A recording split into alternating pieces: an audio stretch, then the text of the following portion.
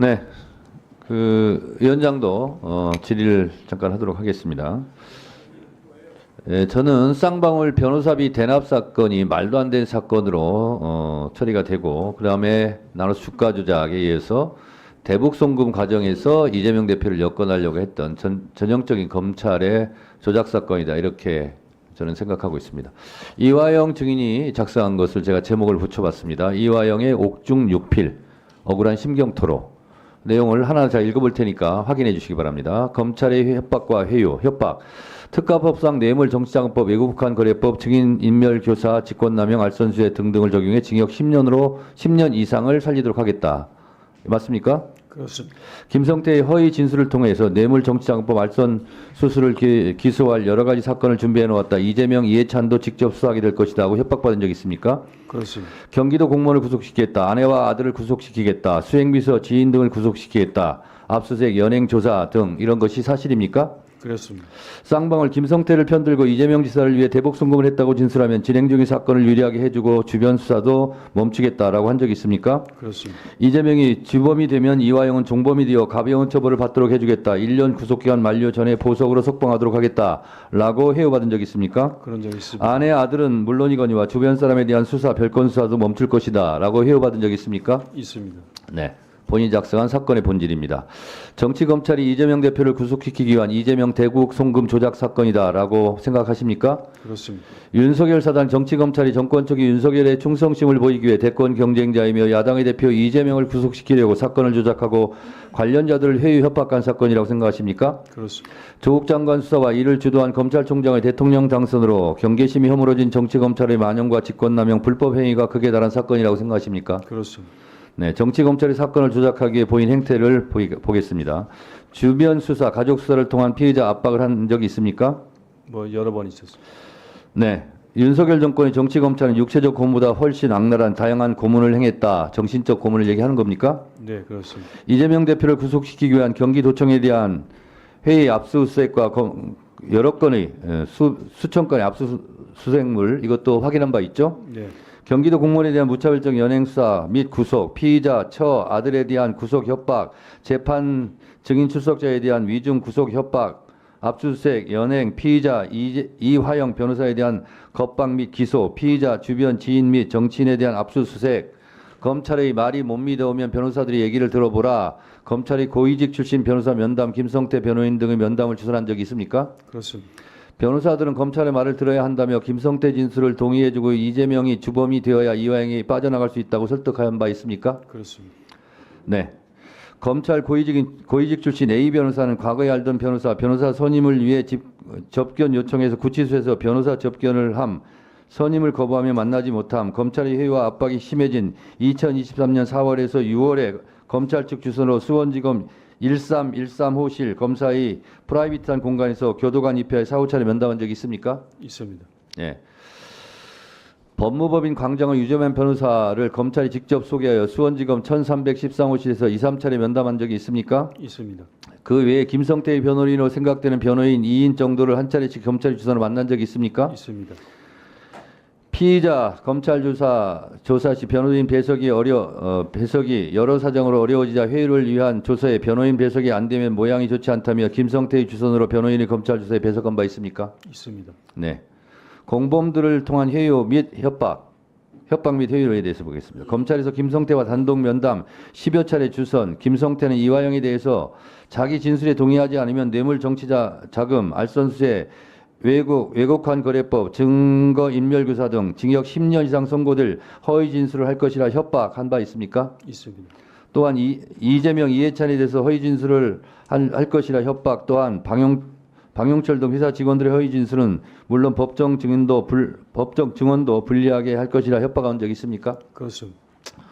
김성태의 조작 수사 협조 대가 부분을 보겠습니다. 김성태는 이재명, 이화영에 대한 거짓 진술의 대가로 자신에 대한 추가 수사를 면제받음, 추가 수사 내용은 대북 송금 800만 불, 자금원, 주가 조작, 허위 시비 발행, 해외 원정 도박, 허위 직원 등재, 해외 도피 행각, 포천 골프장 불법 조성 등등 이런 것은 수사 면제받았다고 생각하십니까? 그렇습니다. 검찰이 협조한 대가라고 생각하십니까? 그렇습니다.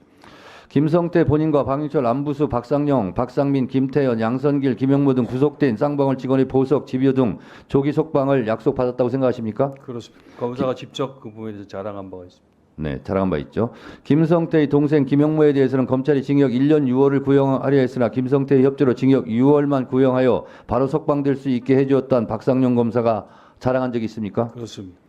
김성태 황제 수감 생활 부분에 대해서 보겠습니다. 오전 변호인 접견, 오후 검찰 출정, 검찰의 쌍방울 직원 박상홍, 박상인 등 2, 3인이 출근하여 김성태의 수발을 들고 실질적인 회사 경영, 먹고 싶은 음식, 음료, 술 등을 항상 제공받음, 공범들과 입맞추기, 1313호 앞 창고 공간에서 공범이 모여서 진술을 맞춤, 세미나를 함, 회사 직원 등을 동원하여 조작 수사를 지원함, 검찰에서 무한정 변호인 접견, 검찰의 주선으로 수원지검 1313호 앞 창고라는 공간에서 공범 김성태, 방영철, 안부수 등과 수차례 회합, 같이 식사하고 다과 먹으며 세미나처럼 말을 맞춤, 쌍방울 직원 박상욱이 거의 매일 검찰에 나와서 김성태의 수발을 들며 이화영에게 외부 지인과의 연락, 자금 지원 등을 제안하며 회유한 적이 있습니까? 그랬었습니다. 네, 술자리 관련해서 참석자는 이화영, 김성태, 방영철, 박상웅, 박상훈 검사, 검찰 수사관, 1인 등이 맞습니까? 맞습니다. 제공된 음식은 연어의 회덮밥, 국물 요리, 술, 음료가 맞습니까? 맞습니다. 장소와 일시, 수원지검 1313호 영상 녹화 주사실, 오후 6시 특검 등 공정한 조사가 이루어지던 날짜를 특정하겠음. 교도관의 위치, 영상 녹화실 밖 좁은 공간에서 있었고 술자리 중 교도관이 계속 자리에 있었는지는 알지 못함. 술자리 이후 피의자 이화영에게 진행되던 별건 수사 등이 중단됨. 구속시키겠다고 압박하던 주변인 수사, 가족 수사 중단됨. 김성태 진술도 바뀌고 방영철, 안부수 등도 법정에서 유리한 진술을 하겠다고 약속한 적이 있습니까? 그랬습니다. 네. 이런 등등의 증인의 진술로 봐서 박상용을 우리가 오늘 탄핵소추하는 건데 6가지 법을 적용할 수 있다고 봅니다. 형법 제23조 직권남용죄, 변호사법 36조 재판수사 공무원의 사건 소개 금지, 세 번째 형법 126조 피의사실 공표죄 위반, 네 번째 형의 집행 및 수용자의 처우에 관한 법률 제41조 접견 조항, 다섯 번째 형의 집행 및 수용자의 처우에 관한 법률, 여섯 번째 형법 122조 직무유기, 이런 부분들을 적용해서 박상용 검사에 대해서 탄핵하는 것이 저는 마땅하다 이렇게 생각합니다. 증인 할 말 있습니까? 네, 그런 과정을 통해서 저는 상당히 저도 이제 60살 이상 살았기 때문에 사회적 경험을 하고 아까 이성윤 의원님 말씀하신 것처럼 검찰이 이렇게까지 할 줄은 몰랐습니다. 그러니까 그 직전 대통령 선거에서 거의 1% 미만으로 낙선한 그 후보고 또 그 뒤에 제1야당의 대표이고 그런 그 이재명 대표에 대해서 어떻게 하든지 사법 처리를 하기 위해서 정말 상상하지 못할 정도로 제가 지금 거기 쭉 표현했었던 것들에 대한 회유뿐만 아니라 여러 가지 압박을 통해서 우리 경기도 같은 경우에는 거의 모든 공무원들이 그 PC가 털릴 정도였었고 압수된 문건만 5만 건에 이르는 그런 정도였었는데 요즘 분위기하고 그때하고 또 좀 다릅니다. 그때는 정말 검찰이 약간 이 사람들이 이성을 잃지 않았나 할 정도로 무슨 그 이재명 대표를 전리품처럼 서로 차지하려고 하는 그런 과열 경쟁이 있었고 1313호에서 안 되면 1514호에 불러가고 왔다 갔다 하고 수원지검의 거의 모든 검찰이 다 총동원돼 가지고 저희들 사건을 다루었고요. 아마도 그 수원지검이 형사 6부인가 거기는 지난 2년간 이 사건 외에 다른 사건을 수사한 적이 아마 없을 겁니다. 한번 조사해 보시면 알겠 텐데 그럴 정도로 집요하게 이재명 대표를 사법 처리하려고 혈안이 돼 있었던 거에서 정말 경악을 금치 못합니다. 그래서 저도 한때 그런 흐름에 좀 일조를 한 것에서 대단히 죄송스럽게 생각하고 대단히 반성을 하고 있고 그런 것들이 결국은 저도 좀 놀랐는데 이재명 대표의 구속영장 청구에 이르면서 제가 크게 후회를 하고 반성을 하면서 이건 제대로 밝혀야겠다고 생각해서 지금 여기까지 이르렀다는 말씀을 드리고 싶습니다. 네, 수고하셨습니다. 자, 주신문을 모두 마쳤습니다. 다음은 보충신문 순서입니다. 신문